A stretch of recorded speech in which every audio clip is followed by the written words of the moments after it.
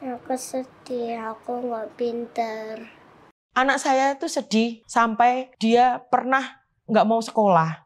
Karena dia itu merasa nggak pinter di sekolah. Dia belum bisa calistung di kelas 1. Saya sudah ajari di rumah, sudah saya LS-kan juga calistung. Saya pun sebagai ibu tambah stres.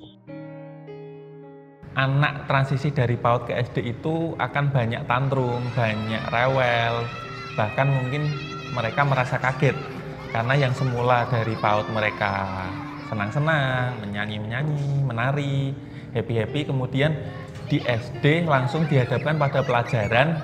Harapan saya sih transisinya harus menyenangkan.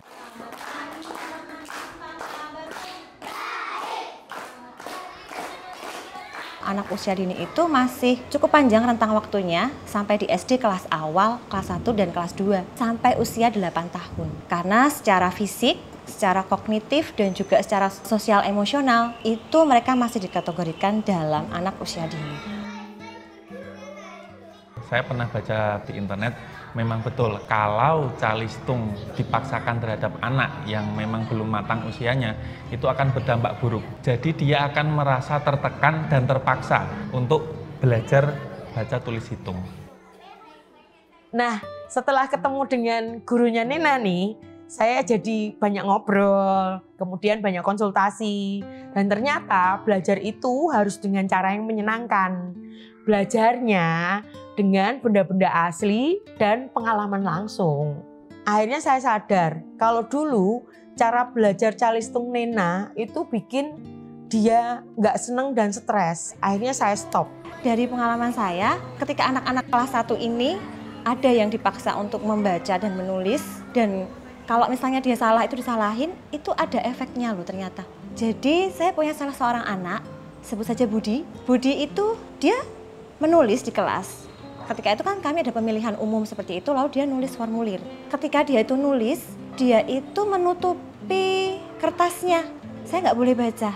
Kenapa ditutupin? Nggak apa-apa. Saya hampiri terus coba.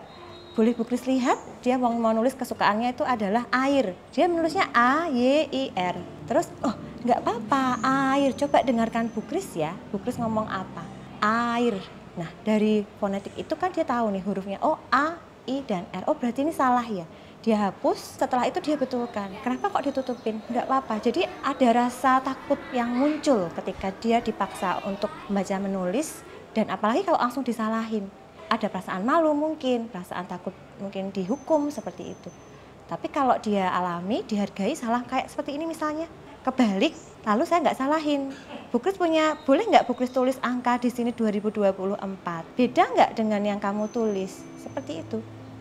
Jadi tidak disalahkan secara langsung, tapi kita ajak dia untuk berdiskusi. Mika kan walaupun kinestetik, tapi kalau bertemu orang baru, dia selalu mengawasi. Cuma dia mengawasi, nggak langsung yang berinteraksi.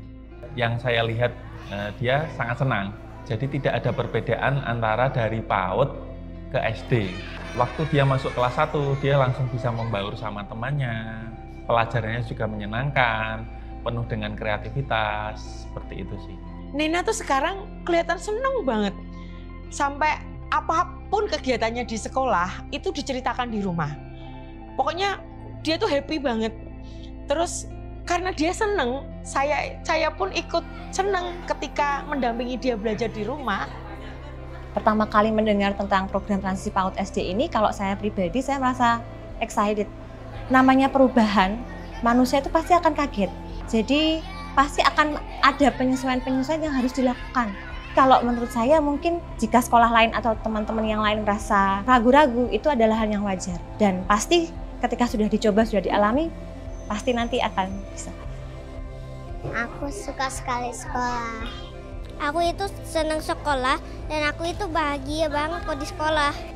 Beraktivitasnya lebih kreatif.